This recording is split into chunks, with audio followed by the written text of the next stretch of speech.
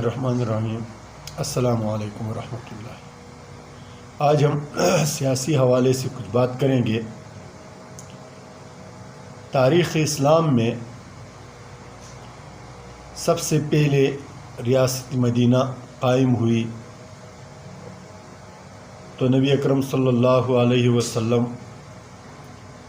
نے اس کی تشکیل دی، اس کے قوانین وضع کیے۔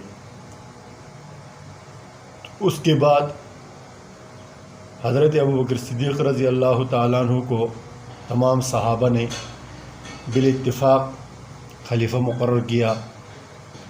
اس نے اسلام کے اصولوں پر اور نبی علیہ الصلوۃ والسلام کے فرمائے ہوئے اصولوں پر ریاست کو چلایا، پھیلایا، قوانین وضع کیے۔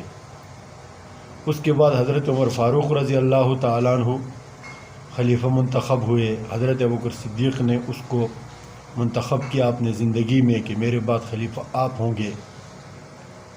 اس پر بہت سارے صحابہ نے شکایت بھی کی کہ حضرت یہ اتنا سخت آدمی ہے کہ آپ کے ہوتے ہوئے اتنی سختی کرتا ہے، تو آپ کے نہ ہوتے ہوئے تو بہت سختی کرے گا۔ تو حضرت ابوبکر صدیق رضی اللہ تعالیٰ عنہ نے وہاں بہت بڑی حکمت کی بات فرمائی کہ یہ اس وقت اس کی ذمہ داری ایک مشیر کی ہے، اس میں سختی ہونا ضروری ہے، لیکن جب یہ خود یہ بوجھ اس کے کاندھوں پر ہوگا تو اس وقت اس میں سختی نہیں رہے گی۔ اور پھر تاریخ نے دیکھا کہ وہی خلیفہ، وہی آدمی جو بہت سخت کہلاتا تھا، جب خلیفہ بنا تو غریبوں کو اور مسافروں کو اور مسکینوں کی مدد کے لیے اپنے کاندھے پر بوجھ اٹھا اٹھا کے ان تک پہنچاتا تھا۔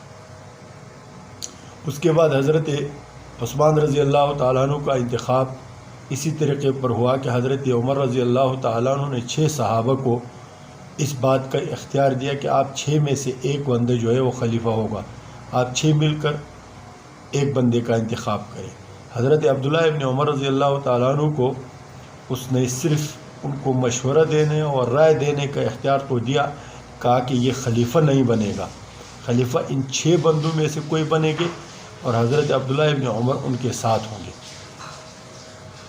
حضرت عثمان رضی اللہ تعالیٰ عنہ کی شہادت کے بعد کچھ اختلافات کے ساتھ حضرت علی رضی اللہ تعالیٰ عنہ خلیفہ بنے۔ اس کے بعد حضرت امیر معاویہ رضی اللہ تعالیٰ عنہ خلیفہ بنے۔ اس نے اپنے بیٹے کو منتخب کیا اور بنو امیہ میں خلافت چلی۔ پھر حضرت بنو عباس کی طرف منتقل ہوئی خلافت اور پورے عالم اسلام کی قیادت ان کے ہاتھوں میں چلی گئی۔ اس میں کہیں پر بھی جو طریقۂ انتخاب ہے اس کا کوئی تعین نہیں، کسی نے اپنے بھائی کو منتخب کیا، کسی نے اپنے بیٹے کو منتخب کیا، کسی نے اپنے چچا بھائی کو منتخب کیا۔ اس طرح یہ خلافت آگے چلی، امیر المومنین کہلانے لگے۔ پھر سلطنت کی طرف مسلمان منتقل ہوئے تو کچھ علاقوں میں جیسا کہ وہاں پر خلافت ہوا کرتی تھی، لیکن باقی جو وسط ایشیا کے علاقے ہیں، برصغیر میں جو مسلمانوں کی سلطنتیں تھیں وہ سلطان کہلاتا تھا، لیکن ایک لڑی میں پرونے کے لیے اسی بادشاہ کو مسلمان اس وقت تسلیم کرتے تھے اور دل سے مانتے تھے جب خلافت کا سرٹیفکیٹ اس کے پاس ہوتا تھا۔ اس لیے ہر سلطان، ہر علاقے کے بادشاہ کی یہی کوشش ہوتی تھی کہ وہ خلیفہ سے اپنے لیے ایک سرٹیفکیٹ بنوائے۔ اس کے لیے وہ خلافت میں ہدایہ بھی بھیجتا تھا، پیسے بھی بھیجتا تھا، اپنی سلطنت سے بہت سارے چیزیں بھیجتا تھا تاکہ خلیفہ اس سے راضی ہو کر اس کی بادشاہت کے سرٹیفکیٹ دے دے۔ یہی سلسلہ چلتے چلتے خلافت عثمانیہ تک۔ خلافت عثمانیہ میں جتنے بھی اسلامی ممالک تھے جن پر کفار کا قبضہ تھا اس وقت، جیسا کہ پاکستان ہے، یعنی ہندوستان تھا، اسی طرح جو ہے دوسرے اسلامی ممالک تھے جن پر کفار کا قبضہ تھا، وہ تو کافروں کے ماتحت تھے، لیکن جو آزاد ممالک تھے وہ خلافت عثمانیہ کے ساتھ 600 سال تک خلافت عثمانیہ کے ساتھ وابستہ رہے۔ تو جو مرکز ہوتی تھی وہ خلافت ہوتی تھی، اور اس کا فائدہ یہ ہوتا تھا کہ وہ خلافت اپنے مکمل توانائی کے ساتھ دنیا کے کونے کونے کے مسلمانوں کے ساتھ وابستگی رکھتی تھی، اور کہیں بھی مسلمانوں پر کوئی تکلیف، کوئی مشقت کی بات آتی تو خلافت ان کے یہ اور خلیفوں کے لیے ڈٹ جاتا تھا۔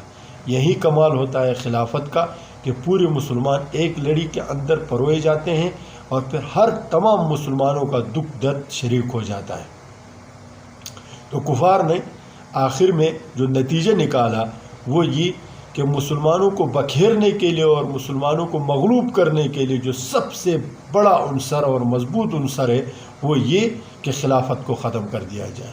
اس لیے انہوں نے خلافت عثمانیہ کو کمال آتا ترک کے ذریعے سے ترکی میں ختم کی اور مسلمانوں کے جو ممالک تھے اس کے زیر سرپرستی ان کو آزادی دلوائی، وہ آزاد ہو گئے، خلافت ختم ہو گئی اور مسلمان تب سے بکھرے ہوئے ہیں اور ابھی تک بکھرے ہوئے ہیں۔ اللہ تعالیٰ تمام مسلمانوں کو اتفاق و اتحاد کے ساتھ خلافت قائم کرنے کی توفیق عنایت فرمائے۔ السلام علیکم ورحمۃ اللہ وبرکاتہ۔